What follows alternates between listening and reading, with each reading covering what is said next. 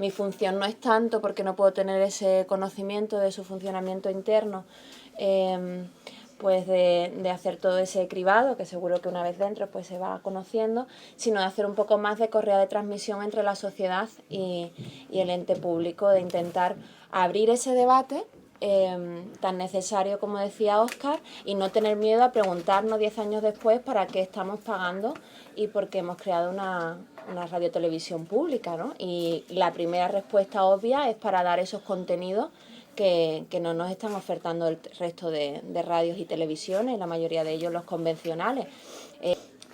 Por todo ese tipo de cosas, yo creo que si di el paso a estar ahí es también por la posibilidad que tengo al también no estar dentro, de intentar sacar toda esa información que salga en las reuniones del Consejo de Administración fuera, ¿no?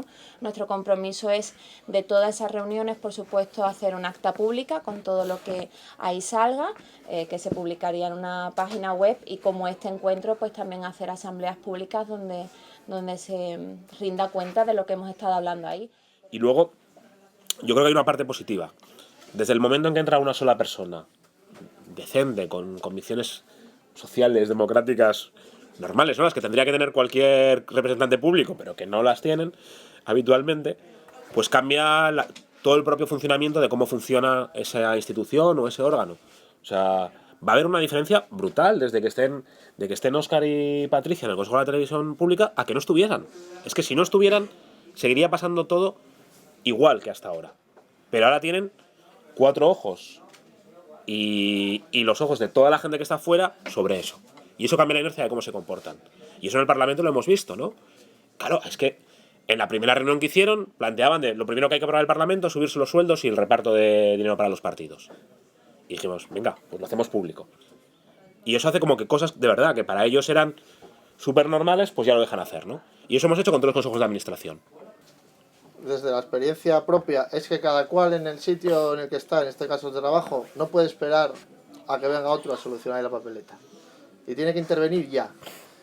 Los parlamentarios ahora están en la Junta y harán el trabajo día a día que puedan, en dirección a cambiar las cosas. Pero yo como trabajador de la tele, yo no puedo esperar a que se apruebe la ley siguiente o a que pase las elecciones y pueda ganar no sé quién, que me pueda resolver la papeleta.